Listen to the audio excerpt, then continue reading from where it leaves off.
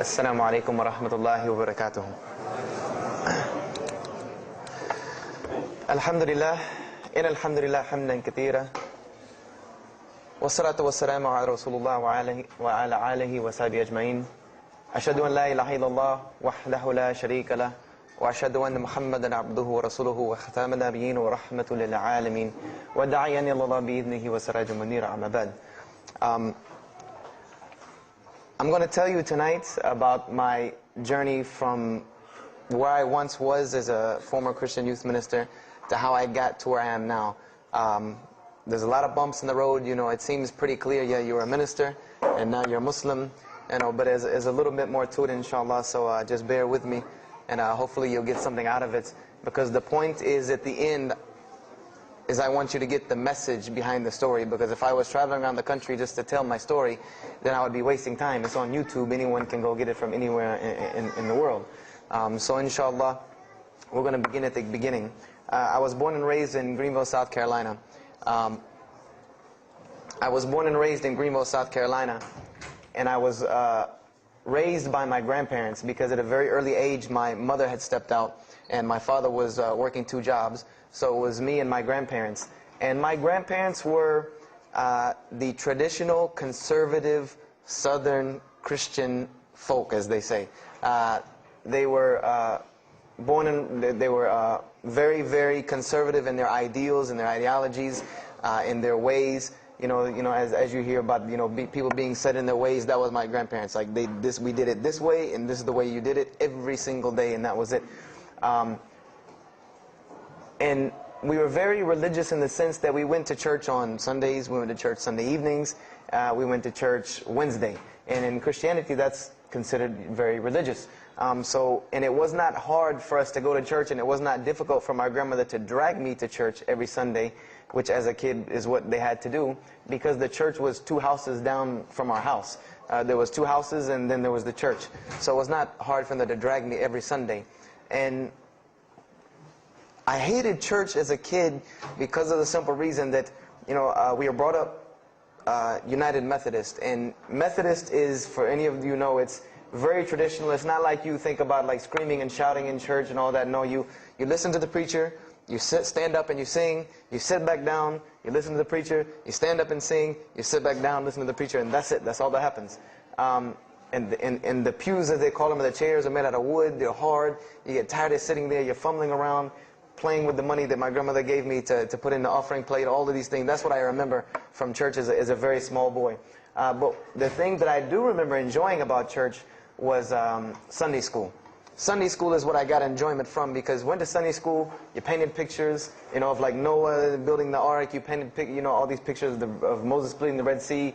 You learned the stories of Moses freeing the children of Israel from Egypt. You learn the story about him splitting the Red Sea. You learn the story about Noah and the ark. You learn the story about David and Goliath. You learn all these beautiful stories in Sunday school. So this was basically, as coming up, this is what I knew about Christianity, was the stories that I learned in Sunday school, because I never listened to the preacher during regular service. So that was the only thing I knew about Christianity.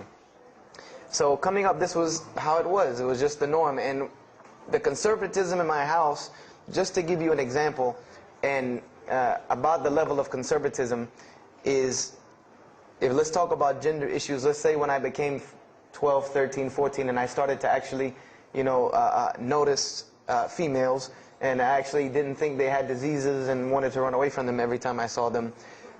Let's say I wanted to have a girl over or something of this nature. It was so serious to my grandmother that I had to make an appointment with her, let her know this girl was coming to my house. We had to sit in the formal living room, which in the South, I don't know how it is here, but you have the dining room, then you have the formal living room with all the nice stuff that you don't go in unless there's company over. And my grandmother either had to be sitting in the same room with us or in the kitchen where she could see directly in the room. I mean, this is just how it was in my house. This is how my grandmother and grandfather were. They were very stern. They were very loving, but there were rules, and those rules were the way they were, and they did not change. So this was my upbringing. And I would say at about the age of 12, 13, 14, more along the age 13, 14, I started going to the Saturday evening youth services at my church that were for 12 and up. And the youth services were held in the gym, and they were totally different than church. At the youth services you went, we played basketball, we played volleyball, we played dodgeball, we played every kind of sport, and we ate pizza and cake and candy, all the stuff kids like to do. And at the end, the youth minister, who happened to be my catty corner neighbor across the street. When I was 14, he was 17. He was the youth minister, so he would sit us down and give us a 30-minute lecture about Christianity, about something about God. He would give us a 30-minute sermon, and that's how the youth services were. And going to these youth services, I met some other people who went to other youth services.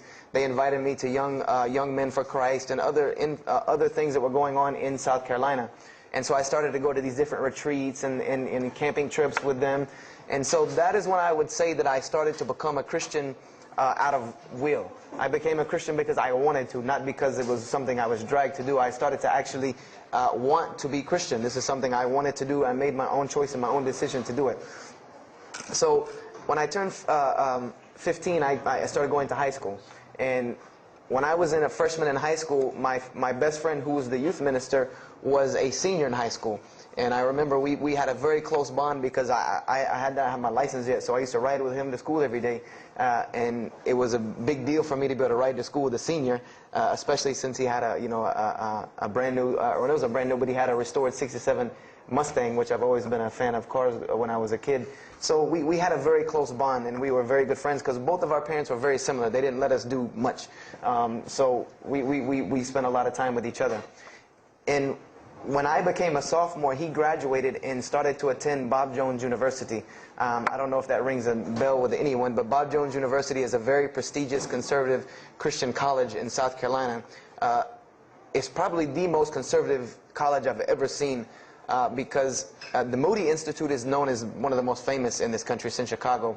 But Bob Jones is conservative to the point to where when it comes to men and women, like men and women are not allowed to get caught talking to each other in a room alone if they're not married, holding hands on campus. The men had to wear button-up shirts or polo shirts tucked in with slacks or jeans. The women had to wear skirts, no jeans, skirts that came down to the ankle, and a shirt that came to the wrist. And this was part of the guidelines for Bob Jones University. You didn't party, you didn't drink, there was none of this that happened at Bob Jones University.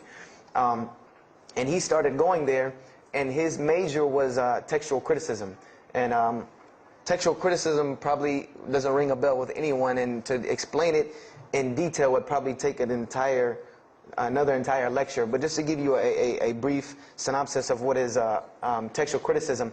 A textual critic takes the ancient manuscripts of the Bible, the pieces of parchment that were found all over the world, and he has to learn Hebrew, Greek, Aramaic, Latin, these languages that these parchments have been found in. And he has to take these scriptures and try to find out where they came from, why there are variations in the many different versions of the same parchment. Let's say you have Matthew chapter 1 from the Bible. There might be 5,000 different variant readings of Matthew chapter 1 in 6 languages. And so he has to be able to take all these and sift through them, try to find out why there's so many variations of the readings, and then determine which one is the original. And that's not as easy a task as it seems. You could figure, which whenever the oldest is probably a more original, which is not the case. Since there are no originals, you might have one parchment that is the oldest parchment of the group, but it might be a copy of a copy of a copy of a copy of a copy of a copy laden with mistakes. And then you might have the newest parchment in the series that might be a once over copy from an original, or a twice over second copy from an original. Therefore, it would make the newer parchment more original than the older one. So it's not a very easy field to go into. And he started studying textual criticism, and being that I was his best friend, I started studying textual criticism. Whenever he was, doing his homework or research papers, I was right there with him. Whenever he did a homework, he would always let me read it. Or when he finished his papers, he would give them to me. He would pass down all of his papers to me. Every textbook, when he was done with it, he would give it to me. I started to learn a little bit of Greek, a little bit of Hebrew. So I became, started to become a layman's textual critic, and I applied to Bob Jones University in my sophomore year because it was a 3-year waiting process for Bob Jones. And when I turned 16, almost 17, my friend came to me one day and he asked me a question that I had never really even pondered upon. He asked me, he said, have you ever read the Bible? And I said, no, in church. I mean, yeah, we've all read the Bible in church. You know, your parents make you open it up and look at it. And at the Bible studies I went to, Young Men for Christ, we did have Bible studies, and we'd read a few passages and talk for 2 hours about those few passages. But he's like, no, have you ever read it? You know, like you read a book beginning to end. I said, no, I don't know anybody that's read, nobody that I knew had ever read it, beginning Genesis 1:1 to the end. He said, but this is the inerrant word of God, as we are taught. This is our instructions on earth. Why haven't we read it? You know, why have we not read this book? And I said, you know, that's a very good question. And he gave me a challenge. Well, it was basically a challenge for us both. He said, let us start with Genesis 1:1, and let's read the Bible, and let's see what God says to us. Because this is the inerrant word of God, inspired to men, for instructions for us. So let us see what God says to us. If God can talk to the preacher through this book, why can't he talk to me? I said, you're right. I said, that's very good. I had a lot of time on my hands. I wasn't really allowed to do much anyway after school, so I said, why not? Let's read the Bible. I was somewhat nerdy as a 14, 15-year-old, 16-year-old. So we started to read the Bible, and we decided to go from Genesis 1:1. And what we tried to do, this was the attempt that we made, was to not think of anything that we'd ever heard about Christianity, but to open the Bible, and let's say I just found this book in the desert, and read it and see what it says to me. Let it talk to us. So we started Genesis 1:1, and we started reading through the Bible. You know, we did some of it together, and most of it I did by myself, because I'm a very, very quick reader, so I decided to read a lot on my own. And as I was reading through the Bible, I started to notice the stories that I had heard in Sunday school. You know, you start reading Genesis, you read about Adam and Eve, we all know that story. You started reading about Deuteronomy, Exodus, you know, the stories of Moses, the story of Noah, the story of Lot and Abraham, and all these stories that I know. But I was surprisingly and astonishingly shocked by some of the stories that I read about these same people that I learned about in Sunday school. Just for instance, and this is a big testament to why Allah kept sending us prophets and why Islam was sent as a complete and perfected deen with the Quran. If you read about Noah in the Bible, there is the story about Noah saving humanity from the flood with an ark and all of that. There is this in the Bible. There's another aspect to the story of Noah that not many people know about unless they actually take time to open a Bible. This will not be preached from any pulpit anywhere. Is that the Bible says that Noah was an alcoholic. This is the Bible's portrayal of Noah, or Nuh alayhi salam, that he was an alcoholic, that he was a drunkard. This is the word used in the Bible, that he was a man given to alcohol. I'm a psychology major, and my field of specialty is mental illnesses, and alcoholism is one of those, is a mental illness. And I know from seeing alcoholism's effect on one of my close friends' parents, I know that someone who is truly addicted to alcohol, and if Noah lived for so long addicted to alcohol, he was seriously addicted to alcohol. It is hard for someone addicted to alcohol to hold down a 9-to-5 job working at McDonald's flipping hamburgers, much less construct an ark to save humanity from a flood that's never happened. So that stopped me for a moment in my tracks, and I said, Noah was an alcoholic, you know, and it bothered me for a minute, because I said, you know, things started popping in my mind, like, if Noah was a drunkard, how did he know God was talking to him? Because, you know, I've seen some people, they're alcoholics, you know, you were just asleep in my dog's food bowl the other night, drooling, and now you're telling me you were talking to God last night. You know, you know, rationally, that would not make sense to me. That's like, you know, an alcoholic on the street coming to you and tell you God's talking to him. You know, he has no, this would give this man no validity. This man has no validity with anyone. So I didn't pay it too much attention. It caught me, but I said, you know what, I'm going to keep going, because there's one thing that you don't do in Christianity, and I'll tell you what it is in a minute when I started doing it. Then I came across the story of Lot, or Lut alayhi salam, and we all know the story of Sodom and Gomorrah in these stories, but there's another very twisted story in the Bible about Lot and his daughters. There's a story of Lot and his daughters in the Bible that says his daughters got him drunk one night and seduced him and committed incest with him. A'udhu billah. This is the Bible. This is one of the Bible portrayals of the prophets of God. The person who saved his family from Sodom and Gomorrah. This is the story that is in the Bible. So I'm catching myself again, like, oh, this is becoming a really bad habit that I'm seeing. This is becoming a bad recurrence that I'm seeing over and over again in this Bible. So, you know, after that I started, you know, speeding through some of the other mumbo jumbo to get to more of these prophet stories. And I got to the story, there are others, and there are some stories in the Bible that are not PG rated, period. They're not rated for talking anywhere. You know, you would need an 18 and up ID card to be able for me to even tell you these stories. So the one that intrigued me, that caught my attention the most, was of my most beloved story in the Bible, and that was of David and Goliath. That was my most intriguing story to me, because not only was, you know, it said that in the Bible that David was a very small man and Goliath was a very big man, and that was appealing to me because I've always been very short, and as a kid I was really short.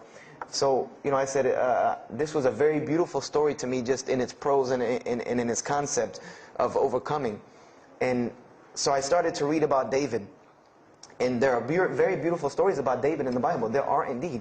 But there is one story about David in the Bible that shocked me to my core. And it's a story about three people. There's three people in this drama: David, Bathsheba, and Uriah. And it says that David saw this woman named Bathsheba. And she was one of the most beautiful women of her time. And she happened to be married to one of the commanders of his army named Uriah. But David on this day decided that he was not able to resist his temptation to be with this woman Bathsheba, so he did. And he committed adultery with her. And knowing that he did this, the way that he decided to cover it up was he sent a letter to the generals of his army saying that when the battle was fierce, for everyone to pull back and abandon Uriah so that he would be killed, and when he dies then he could have Bathsheba, no harm, no foul. So David went from being the slayer of Goliath, the hero from man, to an adulterer, a plotter, and a murderer. And so this is when I really caught myself and said, hold on now. Something's wrong here. Something's got to give. I said, because to me, God's prophets in my mind were people of example. People who I could follow as an example. Someone who was supposed to be the best of us, so that we could follow them and emulate them. And they're turning out to be worse than some of the people that you see on America's Most Wanted. David is somebody that if I only knew this about him from the Bible, I see him coming down the street, I'm going the other way and calling 911, because he has to have a warrant out on him for something. This is what I'm thinking in my mind. This man is not an honorable man at all. Okay, he killed Goliath, yeah, but he killed this other guy named Uriah to be able to commit adultery with his wife. So I committed the cardinal sin in Christianity. I started asking questions. This is the one thing you do not do in Christianity, is you don't ask questions, especially not about issues like this. So I went to my pastor and I started asking questions. You know, what's going on here? You know, pastor, there's a very bad recurring habit about these men in the Bible. What is the deal here? And I remember he told me the same thing that almost every pastor or every evangelist or anyone I talked to about this, same answer, almost like it was programmed. They would put their hand on my shoulder and say, Brother Joshua, don't let a little bit of knowledge wreck your faith, because you're not justified by knowledge, you're justified by faith. And they would quote me verses like, lean not on understanding, you know, Paul's, we're justified by faith in Jesus Christ. You know, they would quote this whole line of thing to me like it was already pre-programmed, that they programmed in pastor school that people are going to ask you questions and here's the answer. So, you know, I said to myself, you know, I don't know, pastor, you know, this just seems kind of odd. He said, let me tell you something. What you're reading is the Old Testament referring to God's covenant with the children of Israel. And they were a different people, a very stubborn, crazy people. So why don't you move on to the New Testament? In the New Testament, you'll find the new covenant that we're under with Jesus Christ, and I promise you things will change and be better. I said, okay, perfect. So I went ahead and finished and got to Malachi and then started with the New Testament. So I opened the New Testament, I said, here we go. You know, let's start all over again. But there were a few things that I had learned from the Old Testament that I wanted to keep in mind when I started to read the New Testament. I learned, number one, that God was one in a unique sense. This is what I learned from the Old Testament, that God was one in a singular, unique sense. This is over and over and over and over very clearly in the Bible. God's nature is one. This is so clear through the Old Testament. And that he was very jealous about his worship. And every single time the children of Israel would turn to something else other than him, he would punish them and restrict their lifestyle. This is something that I learned. And it kind of, the similitude to me with how God dealt with the children of Israel was, and I hate to use this stark contrast, but it's almost as if one of us went out, God forbid, I hope not, and let's say we went out here and robbed a bank. You rob a bank, you go into jail for a long time. And every day when you wake up, do you think that that jail is going to look like the Hilton at LAX? No, I doubt it. It's probably dark, cold, bad food, orange jumpsuits, not nice people, the whole 9 yards. And the reason why this is, and I know this now from studying psychology, is that this is supposed to be a stark reminder every single day when this person wakes up that you are in jail. This is supposed to remind them every single day you're in jail because you committed a crime. And we run this, not you. This is the message that is being portrayed to this person in jail.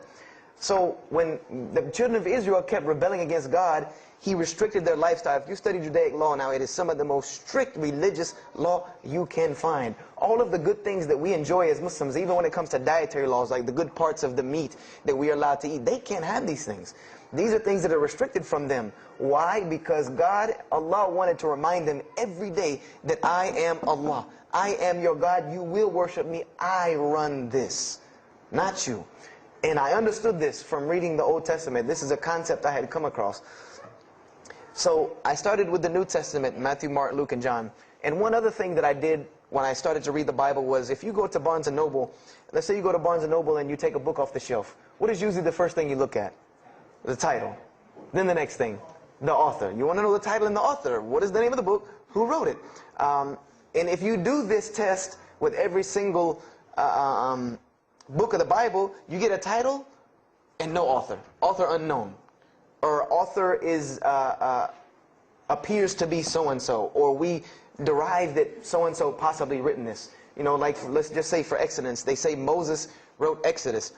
Which if you read some of Exodus, he couldn't have written all of Exodus because the last part of Exodus is Moses' death, burial, and Joshua taking over the children of Israel. And now, unless Moses was a sure indeed prophet that was able to write things after he died, then he did not write these things. And so when you go to Matthew, Mark, Luke, and John, I wanted to know Matthew who, Mark who, Luke who, John who, because it's called the Gospel according to Matthew.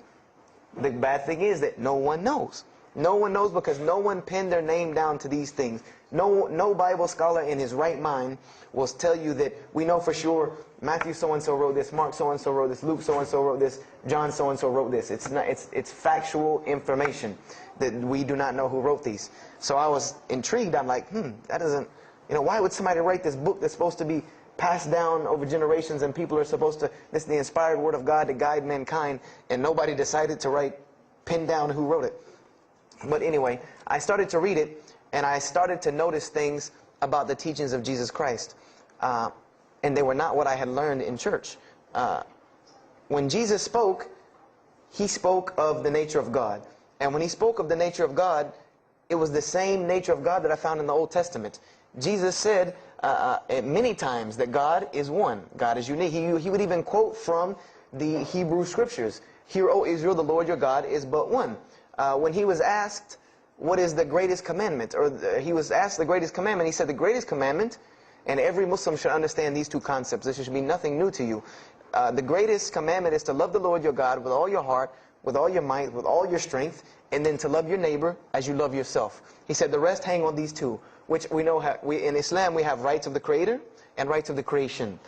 So this was the concept that he was teaching.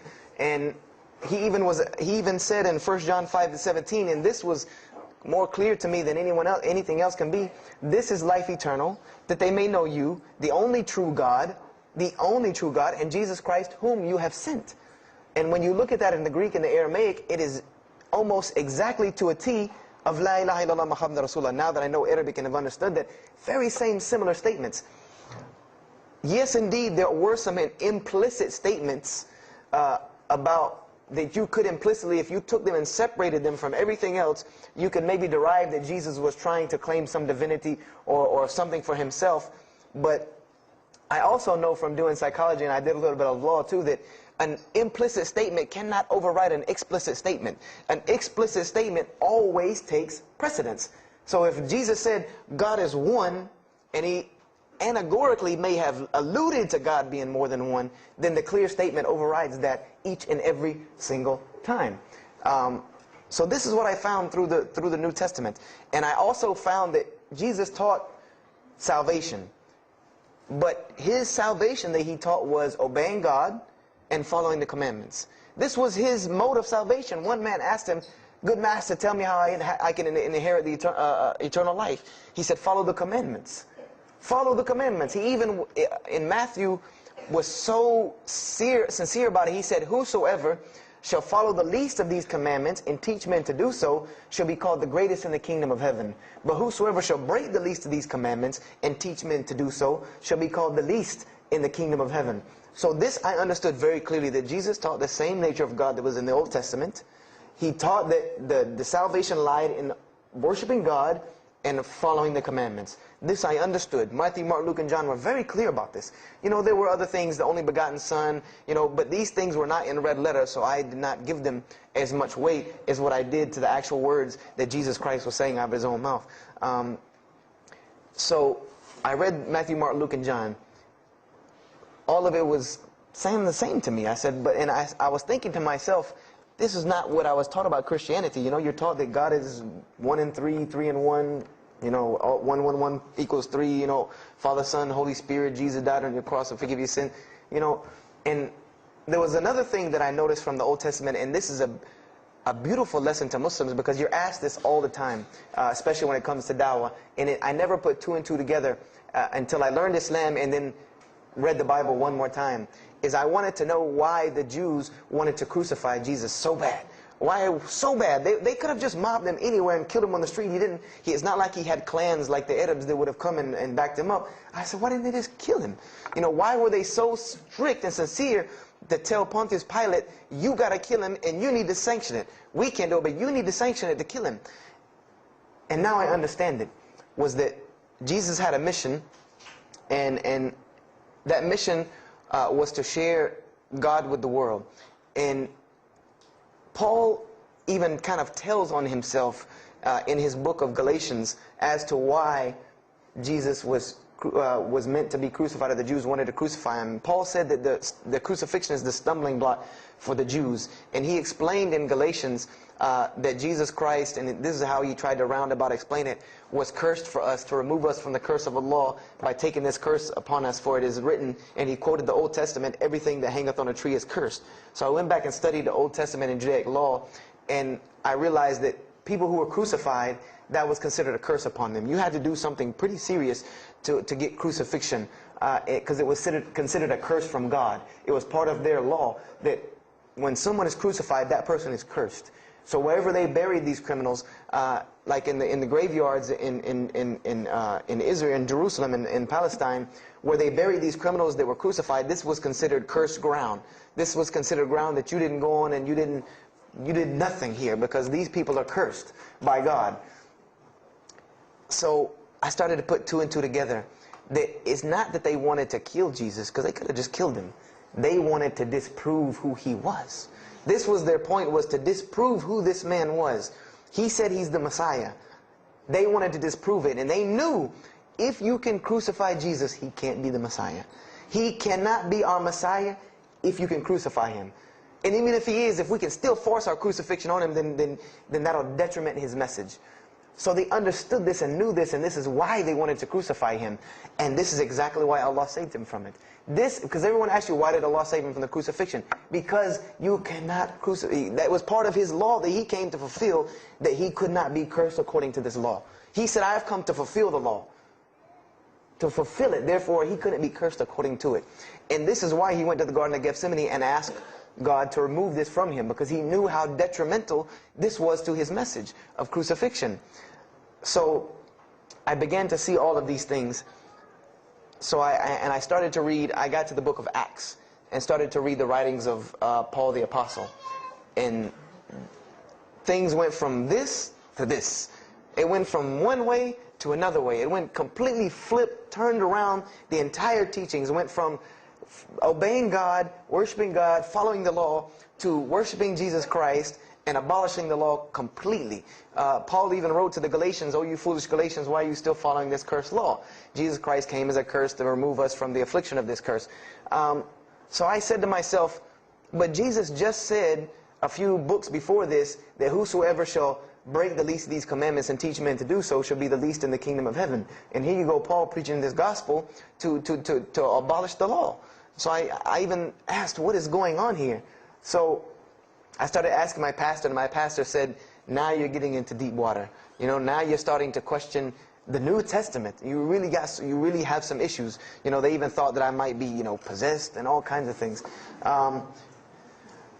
So I had a very big conflict going on inside of me, and my friend took me to his textual critic teacher, his professor. And what this man told me probably wrecked my faith in Christianity. And I always say, I doubt he would be very happy me traveling around the world telling people that a Christian professor from Bob Jones University wrecked my faith in Christianity. But he did.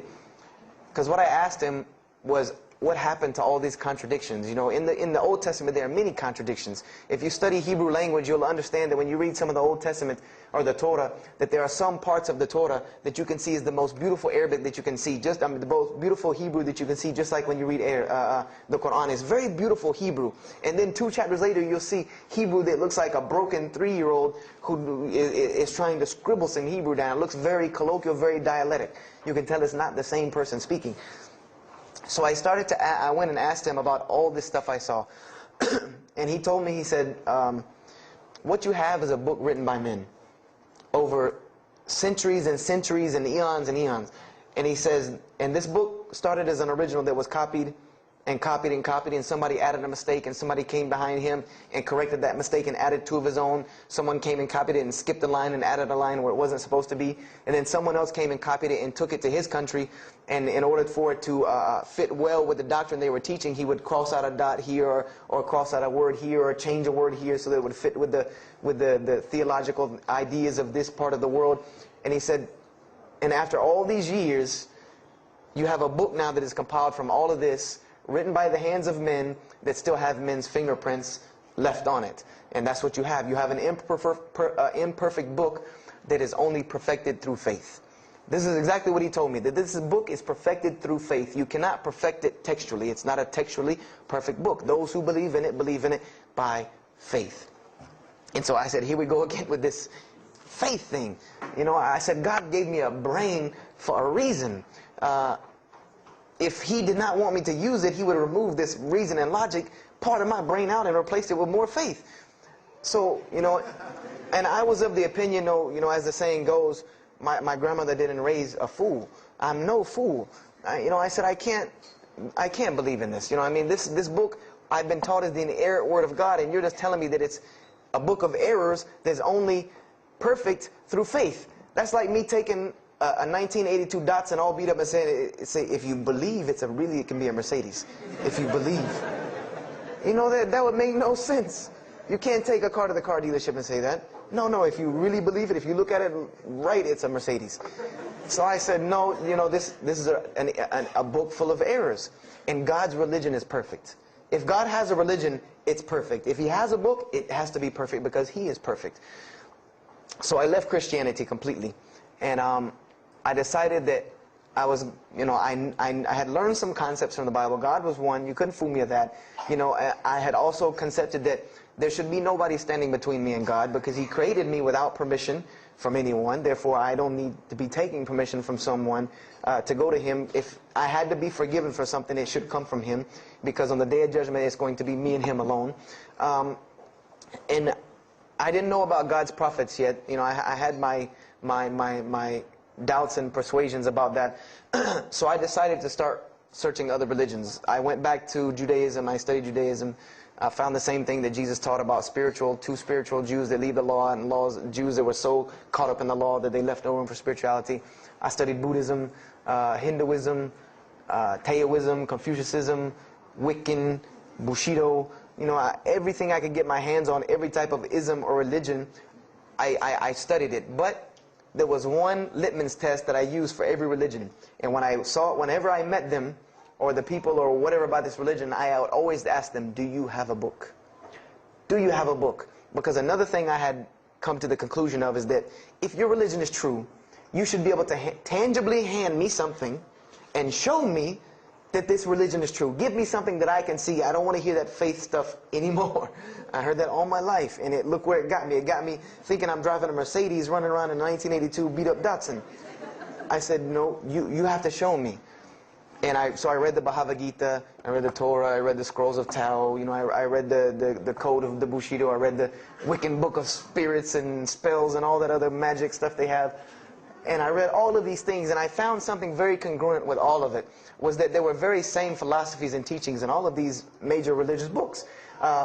They all talked about God and His nature. Most of them alluded to the fact that God is one, and that God sends messengers to us and people to us to teach us. But they were filled with a whole bunch of garbage, to be honest with you, that I couldn't logically, rationally believe. So at about the age of 17, just about the time, about 17 and a half, I gave up my search for God. And I became kind of angry with God, because I said, here I am looking for you, and I can't find you, and it doesn't look like you're giving me any help. And I don't know how many of you know, but for a 17-year-old that is frustrated with God and the world, there's a lot of trouble he can get into. There's a lot of things he can do to put himself in predicaments when he's frustrated the world and had come to the conception that, you know, if there's a God that exists, then He doesn't really care about me. You know, that's a kind of a dangerous young man. So I started doing the whole partying in trouble, going to parties, drinking underage, all of this stuff I started doing. You know, I'm a perfectionist at heart. So when I was a Christian, I tried to be the best one I could. If I was going to switch to being any other religion, then I was going to do that 100%. So you better believe when I went after the dunya, I did that 100%. And, you know, I was a martial artist since I was 15 years old. And even though it was only 2 years, you know, 2 years at 17, you think, you know, you're Bruce Lee. So I got into a lot of fights. Got kicked out of school, had to go to another school, got in one fight, got arrested for a fight, you know, and there were a couple incidences that stopped this downward spiral, because I was on a very, very quick downward spiral that would end. I believe if I would have continued on that downward spiral, I would probably end up hurting someone, killing someone, or them hurting or killing me. And there were two incidents that brought that to an abrupt stop, like pulling the emergency brake. And the first one was a car accident that I was in. My friend and I were on the way back from Clemson University from a frat party, and we were driving up 385 in South Carolina, and we were both highly intoxicated. And I decided that night that he was driving, I decided to put my seatbelt on for the only reason that I kept falling over when I fell asleep without the seatbelt on. Because I didn't really believe in the seatbelt thing, because I said, if I'm going to die, I'm going to die. You know, that's the conception that I come up with. That if, you know, if it's time for me to die, it's time for me to die. I didn't believe in the whole tying your camel thing. So I put on my seatbelt, and I fell asleep. And the next thing I know, I remember waking up with the car shaking. And I woke up to grab my friend, because I thought maybe he had fallen asleep. But when I woke up, the only thing I saw was the tree line and then the pavement coming right at my face. And the window smashing and the car flipping, the whole 9 yards. And us landing in a ditch. And I remember getting out of the car. That was the first thing I thought. You know, number one, I couldn't believe that, you know, you don't really think about, oh, you're alive. No, you just move. I jumped out of the car and realized that I had jumped out of the back of the car that wasn't there anymore. It was still in the median on the other side of the highway, and the front part of the car was over in the ditch. And I drug my friend out, who was knocked unconscious, and pulled him over to the side of the road. I had no injuries. I looked at myself trying to find what's missing, and there was nothing but a piece of glass stuck in my arm that I pulled out. And it just so happened that a state trooper was passing the other way, because he turned around and came back. And when he came back, he asked what had happened.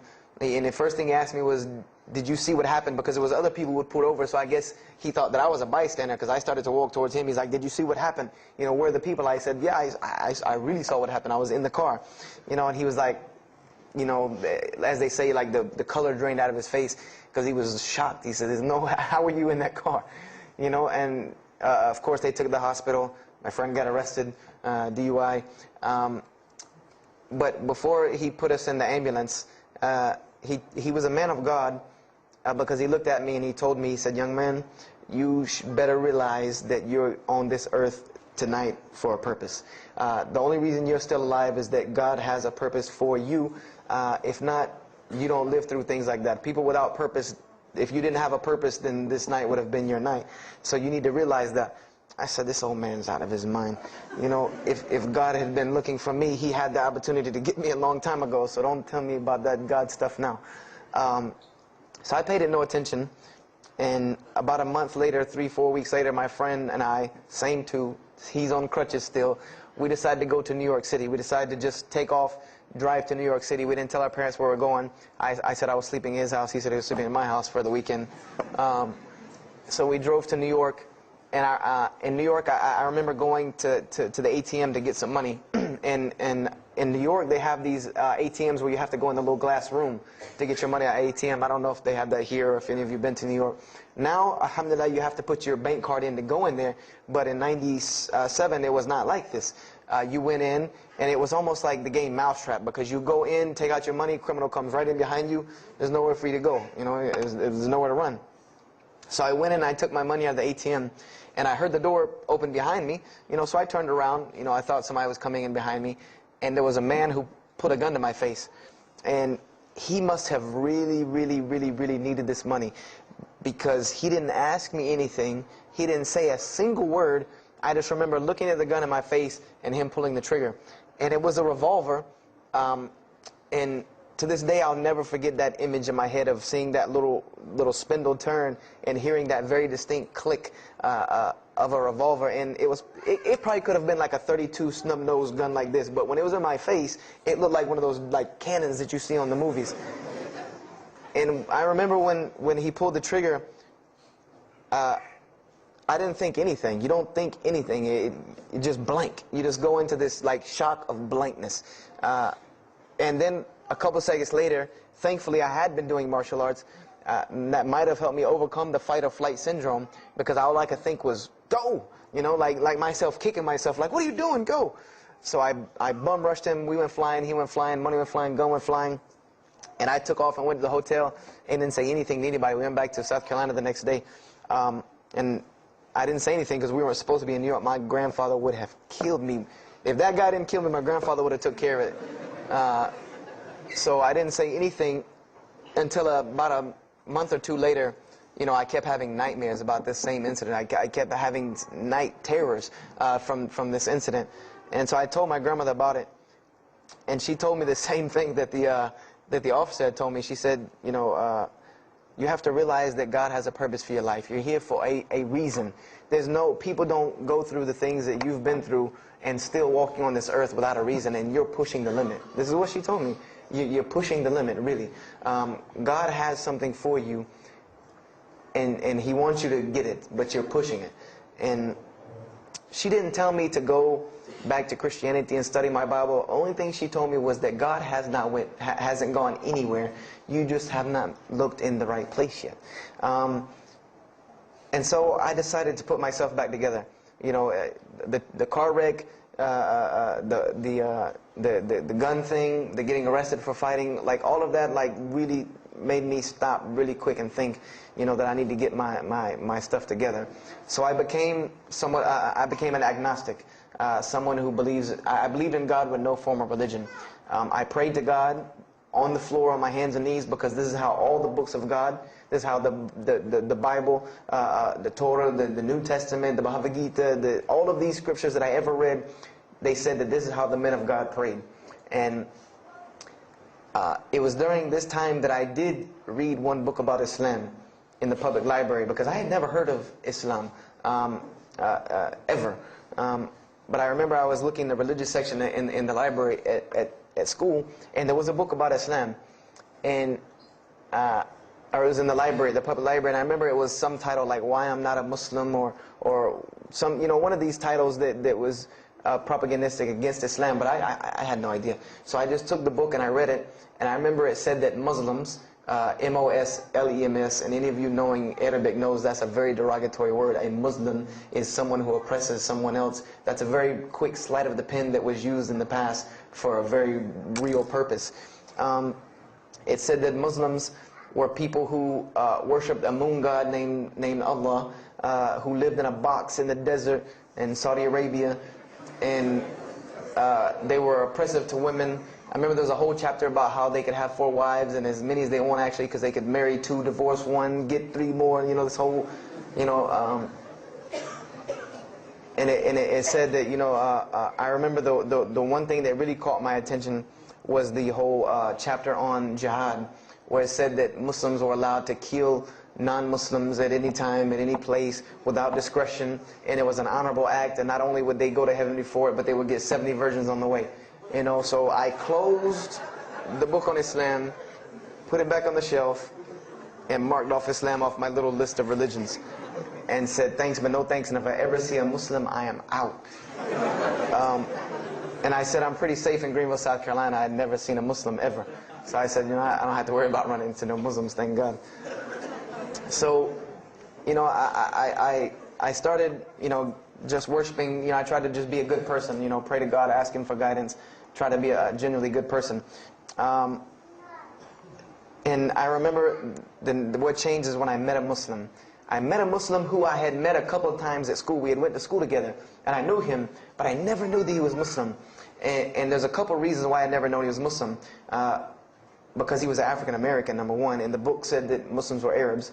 And number two, I didn't know, you know, I thought Muslims ran around, you know, marrying as many women as they want and killing non-Muslims. I didn't know that they could also be part-time drug dealers. So I didn't know, I never knew that this guy was Muslim. I didn't put 2 and 2 together. So we were at his house one day, and me and my other friend, the one that, you know, I got into a lot of trouble with, I'm trying to keep him out of trouble now. We were at his house, and we were debating something about religion. I forget what even the topic was, but you know, you had 2 teenagers thinking they know everything. And I was trying to explain something to him about the Bible. And that guy came in and was listening. He said, "Have you ever heard of Islam?" I said, "Yes, I've heard all about Islam." He was like, "Okay, so what do you think of it?" I said, "What do you mean what I think of it? That's probably the worst religion I've ever seen on the face of the planet." He's like, "Why?" And he's like, "But I'm a Muslim." I was like, "Man, stop playing." You know, like, you're an African American. You know, he's like, "So?" I'm like, "The book said you guys were Arab. All the Muslims were Arabs." He was like, "What else did you read in the book?" And I told him. He was like, "Man, what in the, you know, what have you been reading?" He's like, "You need to go to the mosque for Jummah." He's like, he told me, he said, "I'm not a good Muslim." This is what he said to me. He said, "I'm not a good Muslim. I'm not even going to try to front and say I'm a good Muslim." He said, "But I can guide you to some people that can tell you the real truth about Islam," because he knew about my story about wanting to find religion. And he said, "You need to go to the mosque for Jummah." And I said, What's Jummah?" He said, "It's just like church with no chairs." And I said, "I can do church with no chairs because in church the chairs were the worst part anyway." Because they had these hard benches that you sit on that are like this, and they're so hard. I said, "That's good. You sit on carpet? Wow, man, every church should be like that." And I said, "Where's the mosque?" He said, "It's on Wadehampton Boulevard." I said, "Where on Wadehampton Boulevard?" I lived on Wadehampton Boulevard. I lived right off of Wadehampton Boulevard. He said, "You know where Lee Road intersects with Wadehampton?" I said, Yeah, I live on the other side of that intersection." He said, "It's right there." I said, No, it's not. There's nothing. There's a gas station or a church. He said, yeah, you know that church, the Evangelical Missionary Training Facility? I said, yeah, I used to take missionary classes there. He said, you know that building in the parking lot with the gold thing on top? I said, yeah, the gym? And he was like, no, that's the mosque. Because I had always thought it was the gym because it was in the same parking lot and it was just rectangular with 2 glass doors in the front. And you could literally walk in between the church and the masjid and touch them like this. Anyone doesn't believe me, go to Greenville, South Carolina, look at the masjid. You can almost touch both of them just like this. He said, yeah, it's right there. I said, I've never, you know, at first I was shocked. Like, I've been living across the street from all these crazy Muslims all my life. You know, I said, I never knew. You know, and he told me to go to Jummah, and I asked him what time. He said he would meet me there at 1 o'clock in the afternoon on Friday. So I said, okay. I went on Friday, and I'm waiting outside for him. You know, I'm not going inside. That's not happening. You know, and I'm seeing all these people going in. And at this time, it was a predominantly Indo-Paki Arab masjid. Anyone who went in was not American, period. And I did not see even one African-American going there. And I did see one. And then when he went in, I heard him talking in a dialect that I realized he was probably from Africa. So I said, he's not American. So I'm not going. I'm waiting, and I'm standing outside, sitting on the church steps, and the imam pulls up and parks right in front of me, who I had no idea he was the imam. But he got out, and he asked me, you know, am I waiting for someone, this, that, and the other? And I explained to him. He said, oh, yeah, we know this brother. You don't see him that much, but we know who he is. And, you know, he said, I'm glad you came. You know, he was a very, very nice, gentle young man. And he invited me into the mosque, and I kind of wanted to wait on my friend, you know, but I didn't want, you know, at the same time, I didn't want to tell this man I don't want to go in. So I went in, and they put me in the back and gave me a chair anyway. And I said, I came to sit on the floor. And they gave me a chair anyway, you know, and all of these people are piled up in front of me. And there's no Americans here, and I'm starting to wonder, you know, if this is a setup, because it's starting to smell like a setup to me, because in my mind, I'm like, you've been set up before, and this seems kind of like this. So, and I'm starting to think in my head, you know, scenarios, you know, a young mind at play. You know, I said, this other guy, my friend, he probably was in the same situation like me, and he probably made a deal with them to get out as long as he brought other Americans and tricked them into coming to the mosque so they could do their jihad after Jummah and get their 70 virgins. So I'm sitting here, and there's all these people in front of me, and then there's a curtain with all these people behind me making noise, and I have no idea who's back here. So I'm stuck in the middle of this. I hear that it's some women, but I don't, you know, there's a curtain. I have no idea. So I'm like, there's something very odd about what's going on right here. I'm like, just let me make it. I'm starting to look for the exit. I'm like, you know, calculating how many people are between me and the exit. You know, I know some martial arts, so I said I might hit a couple of them, and I'm out. And then the imam came, and I just now realized that he was the imam because he got up on the minbar, you know, and they started to call the adhan. And, you know, I said, okay, that man seemed nice. He seemed genuinely nice, so I felt a little more comfort. And then he got up after the adhan, and he started his khutbah. Inna alhamdulillah nahmaruhu wa I said, oh my God. I said, I bet you he's talking about me. You know, and he's being forceful. You know, he was getting loud and banging on the minbar, and he's pointing in my direction. You know, I'm like, oh man, I gotta get out of here really quick, you know. I said, well, I'm gonna take my chances with the women behind me. I'm going through the curtain. And then he started to, when he got done with his Arabic tirade, he started to explain it. You know, that verily all praise belongs to Allah alone, or God alone, and Him do we worship, and Him do we seek help and assistance. We seek refuge with Him from the evil that lies. You know, he explained what he said in Arabic, and it sounded to me so beautiful. It was very, very beautifully prosed, what he said, and I wanted to know where he got that. You know, I said, where did he get that? You know, because it was only about God and about the nature of ourselves. All of us should know that beginning of the khutbah, and he quoted the 3 verses from the Quran. O you who believe, fear God as ye should be feared and do not die. And instead of a state of submission to Islam, he was a very wise man because he translated everything. It was almost as if he knew I was there and translated everything for me. You know, I remember to this day what the khutbah was about. And I don't know if he did it because I was there or if that was his already planned khutbah, but it's almost as if it was meant for me. The khutbah was that, the title of it was that the forgiveness of Allah is open to anyone at any time, at any place, no matter what, unless they have committed shirk. And the prose of the khutbah was a very long hadith. That some of you will know. And just to make it short, it was the hadith where the Rasulullah ﷺ met Angel Gabriel or Angel Jibreel, and Angel Jibreel was telling them to tell him that if the Muslims commit this certain sin, to tell them that Allah would forgive them. And every time he would tell the Muslims, they would say, okay, well then what about this sin? And he would go back and meet with Angel Jibreel, and he would go back and come back and say, tell them that Allah will forgive him for that. And this discourse happened, for many different sins. And then finally Angel Jibreel alayhi salam said, tell them that Allah has said, no matter what they do, even if their sins are compiled, like the oceans are from the east to the west, as long as they have not associated a partner with Allah, tell them that Allah will forgive them. And I remember he told me that, or he said that, that the door of repentance to God is open as long as you have not seen the angel of death or the sun hasn't risen from the west. I didn't really understand the sun risen from the west thing at that time. But, and he said that, God's forgiveness has to come from God alone. And this was the whole premise of his khutbah, was on forgiveness and tawbah. And I was saying to myself, these are all of the same concepts that I had formulated through reading the religious scriptures myself. And I'm asking myself, where did he get this stuff from? Where did he get all this? And he started using names like, he used the name Ibrahim alayhi salam, he used the name Musa, and I'm like, he translated it to Abraham and Moses. I'm like, where did he, where is he getting these? These are names from the Bible. I know these people. And so after the khutbah, they started lining up for the prayer. And I got apprehensive because everybody's getting up in front of me and blocking my exit from the door. And so I guess one guy in the back saw me, and because I had to move back a little bit, he said, we're about to pray. And I said, pray to who? And he said, to God. I said, which one?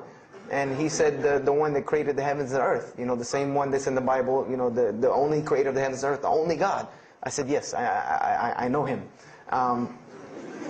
And so the Imam started to pray, and when he recited the Quran, I know it sounded very intriguing. I had no idea what it was. But then when I saw Muslims bow and prostrate on the floor, verses and verses of every religious book that I had ever read started ringing off in my head, that this was the way men of God prayed. And the first thing that I could think of in my mind was, this is worship. That's what I said to myself. This is not prayer, because prayers are asking God for something. These people are worshiping God. So I said to myself that you've written this religion off way too easily. I thought I was a much more open-minded person than that, and I was ashamed of myself that I had written it off with just one little book. I had put all these studies into the other religions. I read this one thing about Islam and was done. So I went to the Imam after Jummah. He talked to me, and I would have to say that I was probably a little bit rude with him. And I've asked him to forgive me. I saw him a few years later. I said, you got to forgive me for the first time you saw me. Because he started telling me, would you like to know a little bit more about, he had a very heavy accent. He was an Egyptian brother. Would you like to know a little bit more about Islam? He tried to give me some pamphlets. I said, no. I don't want any of this right here. I said, do you have a book? This is what I wanted to know. Do you have a book? Can you give me? He said, yes, we have a book. I said, it's called the Quran. I said, can I read it? Is it in English? Can I read it? He said, sure, you can read it. And then he tried to explain it to me a little bit, how it came by. I said, nah, just give me the book, because the book should speak for itself. So I took the Quran home, and on Friday night I started to read it, because this is a book I had never seen before. And I was very interested. So I went home and I opened the Quran, and I read the Fatiha. It seemed to me kind of like the Lord's Prayer. It was a little similar to what I found in the Bible. But then I started to read Surah Al-Baqarah. I started to read Surah Al-Imran, and I started to see names that I had seen before. I started to see names like Abraham, Moses, David, Jesus, Yahya, John the Baptist, Zechariah, Mary. And I said, I know all of these names, but there was something different about these people in this book. The prophets that I found in the Bible were people that were deplorable, of not very good character. These same men in the Quran were someone who were at the highest echelon of moral character and moral fiber. They were someone that was an example to be followed because they lived the message that they preached. Therefore, they were able to be followed and emulated. So I read all of these chapters, and I read the story of Jesus. peace be upon him. Because when I saw the name Jesus first, that really intrigued me. I wanted to see, what does this book have to say about Jesus? And I read the story in Ali Imran, and I read a story in Surah Maryam. And it was more beautiful than anything I had ever read in the New Testament, or any nativity story that I had ever heard. It was more beautiful than that, times 10. I remember the only thing that I could capture in my mind was the miracle of how, because in the Bible you never really figure out the conflict of how Mary gets over this finger pointing at her about her coming with a baby and she's not married. There's no real end to that. There's no real defense for her from this in the New Testament. But the Quran is so explicit and so clear that Jesus' first miracle was to speak from the womb, to speak as a baby and defend the honor of his mother. Something that you cannot deny. Something that you cannot deny about her, who Mary was, when you have this baby speaking on her behalf. So I would say I read the Quran entirely in 3 days. But that first night, after I had made it through Surah Al-Imran, my heart was already given to this book. I didn't know what it meant to be a Muslim. I didn't know how to be a Muslim. I didn't even know what that meant. But I knew that whoever it was that followed this book, I wanted to be like these people. I wanted to be like the people that I read about in this book. These were people I could follow. These were prophets. This was a book of guidance. And this was something that the book is calling and appealing to me. That if you don't believe in this book, you never see that. I've never seen this in any other scripture. The direct challenges that are in the Quran, that if you don't believe this book is true, put it to the test. Put it to the test. And this was something that was so astounding to me, that God is telling you over and over again, if you don't believe this is the truth, test it. Bring me something else like it. Test it. Put it to test. If it was written, if there was more than, all of the analogies about God, everything was so logical, so rational, so reasonable in my mind, that it was like 2 + 2 = 4, and that was it. There was no 1 + 1 + 1 = 3, egg, yolk, water, fight. There was none of that foolishness. The Quran was very direct and very straightforward in its teachings. So I gave my heart to Islam that night in my living room, reading the Quran. And I cried and cried, that I had been looking for the truth all this time, had searched all this way, and it was right across the street. Right across the street from my house. And so I went back on Monday to accept Islam and ask these Muslims where in the world they've been all this time. And I go, ready to go in there and do my thing, and I go and the masjid is locked. And because they only came on Fridays in for Isha during that time, and I didn't know. So I said, okay, I guess I have to come back on Friday. Because every time I passed by the masjid after that, it was always locked. So I came back on Friday, and I took my Shahada. And as they say, the rest is history. But I don't travel around the world, and this was in December of 1998. I don't travel around the country and the world telling my story, just for the entertainment value. Even though I've been told it does have some entertainment value, I don't tell it for that person for sure. If that was the only reason, then you could just get it off of YouTube and it was the same exact story. I'm going to finish with this, and I hope you can give me 10 more minutes, inshallah, to tell you why I go around telling my story. I tell my story to let everyone realize that there are millions and millions of people just like me. Just like me in 1998, searching for the truth, can't find a way out. There are millions of people. There are probably millions of people in California, hundreds and thousands, if not millions, right here in in Orange County and Los Angeles in the Southern California area, that want to know the truth, that are tired of hearing the same garbage preached to them over and over again, tired of this shaitan box telling them the same thing over and over again, tired of the world being in the condition that it's in, tired of their life being in the condition it's in. And we as Muslims have the solution to every single one of their problems. And guess where we keep it at? Right here inside the masjid. Right here inside the masjid, we have all of this truth. We have the solution to every problem in the world. You want to solve the world hunger? The problem of world hunger? Islam has the problem. You want to solve the problem of world poverty? Islam has the answer. You want to fix the economic situation of this country? Islam could fix it tomorrow.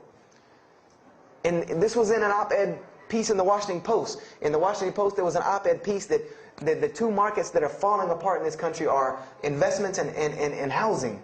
And there are two people in this market that while the rest are bottoming it out, this market is steadily climbing. It's not getting rich overnight like people want to, but it is continually going up, and that is Islamic financing and Islamic housing markets. These two things are so steady and so strong that economists in D.C. are trying to figure out how they can take some of these Islamic principles, from these investing and housing firms, and plug them into this system to give it some stability, because they realize that you won't get rich overnight in the Islamic system, but it will be stable.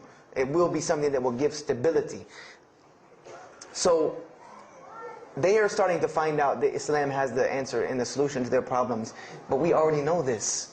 We already know this, that we can solve every world problem with Islam, would put it into it. But the problem is, we're hiding it from the people. Unfortunately, willingly or unwilling, knowingly, unknowingly, we are hiding this from the people.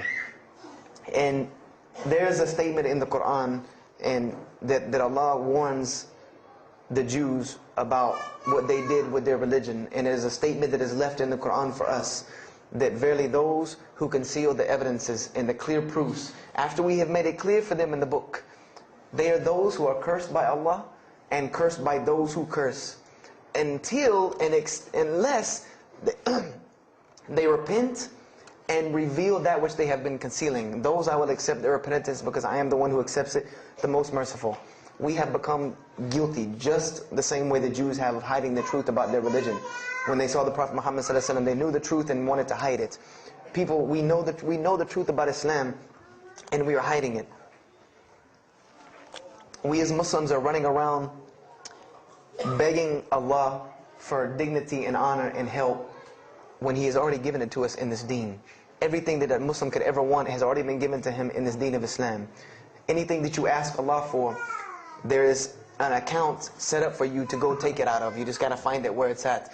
And any of you, I'm not going to go through the ayahs for they're too long, but if you want to know the solutions to every one of your problems in this world and the hereafter, just go read Surah Al-Saf, ayah 10 through 13.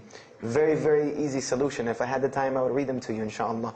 But we have the cure to every disease in the world, and we're not giving it to the people. And I want to use this as a parable, because I really want this to hit home with you.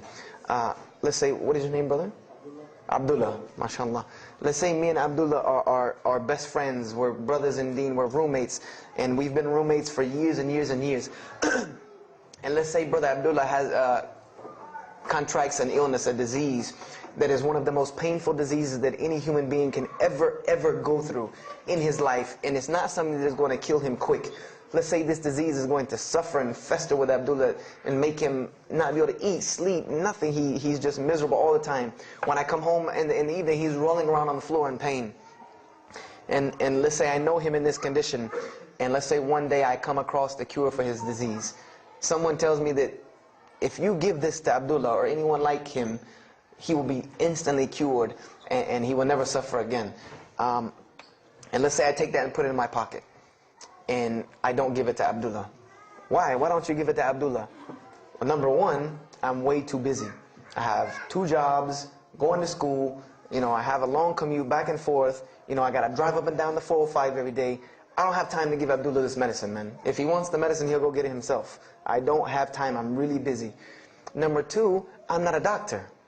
I should not be prescribing Abdullah medicine, and I'm not knowledgeable in medicine. He should, if he wants help, he should go see a doctor. I'm not a doctor. Number 3, Abdullah's, please forgive me, but Abdullah's kind of stubborn. He doesn't really listen very well. He probably, he's kind of set in his ways. So even if I tell him this medicine is good for him and it'll cure him, he probably wouldn't even take it anyway. So why waste my time? Do any of these excuses sound familiar? And let's say I don't give this medicine to Abdullah and he dies. And let's say he dies the most painful death that you can ever imagine. I want to ask you a kind of rhetorical question. Do you think on the Day of Judgment that Allah is going to call me and Abdullah up and ask him about this incident between me and him, because I've oppressed him? I have oppressed him. I've allowed him to suffer, knowing that I could ease his suffering. I'm sure Allah is going to ask us about this. But you know the beauty about Islam is that if Abdullah was a good Muslim, bore this disease patiently and died, he dies as a shaheed, inshallah. And on the Day of Judgment, this is how beautiful Islam is, that he could very well come before and Allah ask us about this, and Brother Abdullah say, you know what? Allah, I forgive him, so you forgive him. This is the beauty of our religion. And Allah will forgive me. But the disease I want to tell you about is the disease that every single non-Muslim walks around with every single day, and they don't even know it. It has no real physical symptoms, and that's the disease of shirk, the disease of being jahl, being ignorant about Allah subhanahu wa ta'ala. Allah gives them life, and they worship someone else. Allah feeds them, and they thank someone else. He created them and fashioned them in the womb of their mother and knows them better than they know themselves. And they have no idea who He is. They don't even know who He is. If that doesn't pain your heart to see a person in this condition, then for sure the hearts have become hardened. Because when I see non-Muslims, especially when I sit in places like airports, I see this disease. I see it on them. I see them walking around with it. And there's so many of them passing me, I think to myself, there's no way I could talk to all of them. There's nothing I can do. And this disease is something that not only is not going to show up as a physical symptom, and is going to leave them ignorant about Allah subhanahu wa ta'ala, but when the day they die, they will die the most physically painful death that anyone can ever suffer. The Rasulullah said that when the angel of death comes to the disbeliever, it doesn't come kindly. He yanks the soul through the nose, and it's as if his flesh is torn from his bones. It's as if they take Brother Abdullah and turn him upside down and stuff him in a human paper shredder. This is the death that is waiting for those who do not know Allah subhanahu wa ta'ala. And you know the unfortunate thing? That while you've been sitting here listening to me, thousands of people have died. Thousands of people have lost their life not knowing Allah while I'm talking to you right now. People in this city have lost their life, and there's nothing we can do about them. They're gone. It's too late for them. We can't save them even if we want to. And that's a deplorable, deplorable, sad, sad fact, that we can't save them. But there are many, many, many, many who we can save. And that all that takes is us taking this light of Islam we have and showing it to the world. There's a statement in the Bible, and I finish with this. Whether Jesus alayhi salam said this or not, doesn't matter, because this statement is one of the most profound statements that has been somewhat of a focus for me in my mission of da'wah. It is said that no one would bring a candle into his home and then place a bucket on top of it, because then no one would benefit from the light. No, if someone would bring a candle in their home, they would set it on the table in the middle of the room so that everyone could benefit from this light. And unfortunately, the Muslims of this generation, we are a bunch of candles with buckets on top of it. No one can see our light.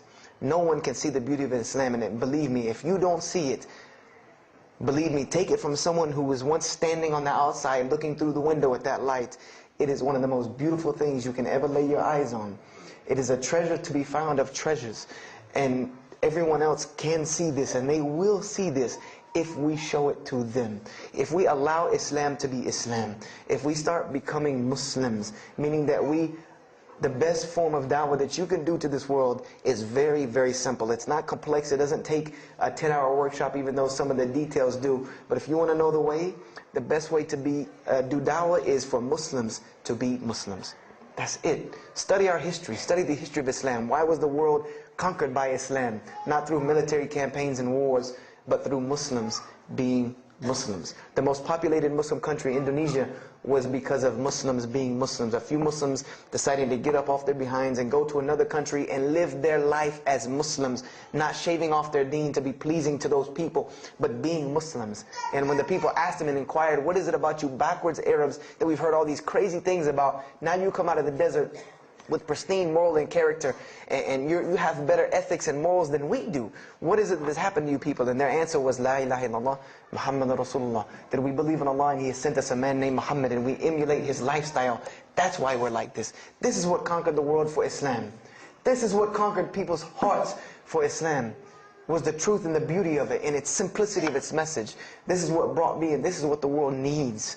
With all of this foolishness going on in the world, this is what it needs, the simplicity of Islam, whether they want to hear it or not. They know it in the bottom of their heart. When you show them the truth, even if they turn away from it, they know it's the right thing. They know it's the truth.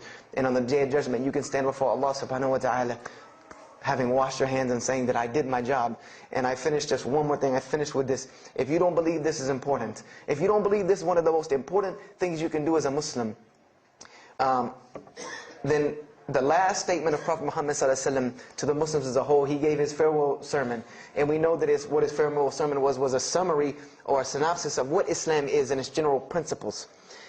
And he knew this was the last thing he was going to say to the Muslims as a whole. And how did he end this sermon? Those who are here, pass this on to those that are not here. For verily it may be that the last one that hears my message may understand it than those right here among us. He gave a command to those Muslims to pass it on, and for those Muslims to pass it on, and for those Muslims to pass it on, until there was no one left to hear this message. This was a command he gave, the last command he gave to this ummah as a whole. And then what happened? He pointed his finger to the heavens and said, "O Allah, bear witness that I have indeed conveyed your message."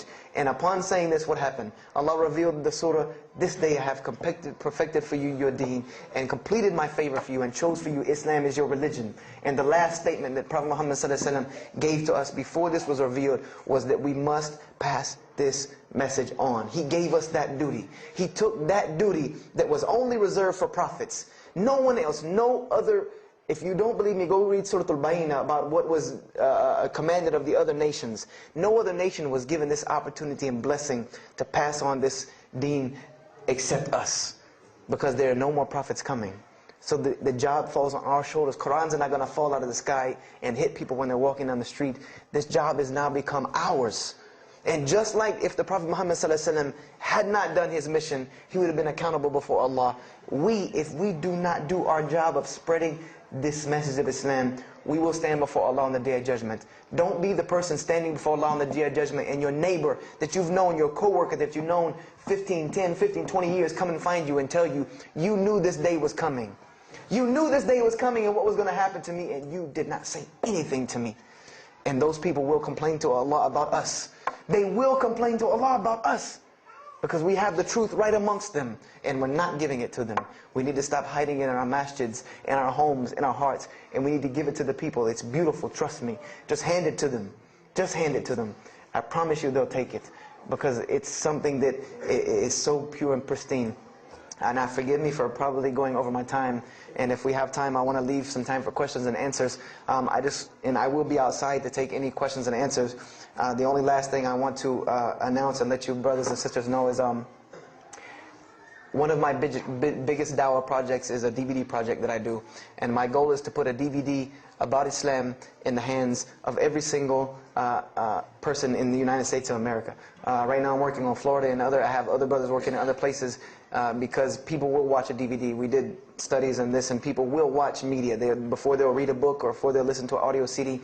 And alhamdulillah, through these DVDs we've gotten, I would say, an average about 2 shahadas a month. Because my personal contact info is on the DVDs, and people watch them and they call me and I converse with them, and usually most of them accept Islam. I just had a shahada the day before yesterday from Irvine, Texas, from someone who had bought the DVD and given it. A Muslim had bought it and gave it to his friend. His friend hated it or didn't want it, so he gave it to another person, and that person gave it to a co-worker at work who watched it and accepted Islam. So this is one of my biggest projects.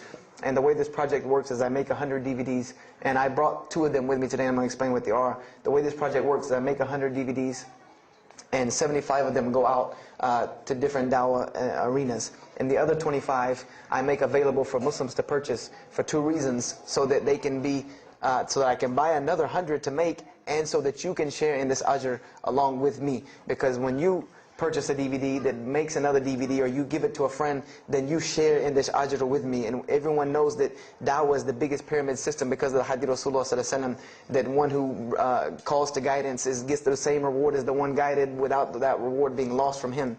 So I made these DVDs available to the Muslims so that you can put a little effort in dawah and make another 100 inshallah. So I brought 2 today, and they're outside. One of them is called Islam in the Bible, which is basically what I just told you in a PowerPoint format, so that you could see all these verses that I saw, all these things that I read that allowed me to see the truth of Islam very clearly when I saw it, and I coincide them with the Quran so that you could see them. And there's another one the other one's called The True Gospel of Jesus Christ, where I go through the New Testament. Well, first part I think is an interview about me and my story to Islam, and there's some other Q&As on the other DVDs about nature of God and all these different things. But it's a PowerPoint presentation about the New Testament and Jesus Christ, and how you can prove to someone that Jesus Christ taught Islam from the New Testament, from their own book, that they have to agree. They either have to believe it or reject it. And if you believe it, then you have to believe what I'm saying is true about Islam. If you reject it, then this is your book, not mine. So, you know, I try to use these two teaching methods, and they also can be given to non-Muslims because they're in a PowerPoint format. They're in a very educated format, and they're available outside for $10 each. So if you could, please don't make me take any of them back home, because they always hassle me about taking 200 DVDs on an airplane anyway. So please come and get them. And if you have any questions, my contact info is on there and everything. If you have any more questions for me, and my website and everything. I thank you for your time. And if anything has been of benefit, know that truly all good comes from Allah subhanahu wa ta'ala. And if anything that I have said is incorrect or hurtful or shameful, know that indeed that comes from my own nafs and my own lack of understanding. أقول هذا واستغفر الله لي ولكم فاستغفروه إنه هو الغفور الرحيم. السلام عليكم ورحمة الله وبركاته.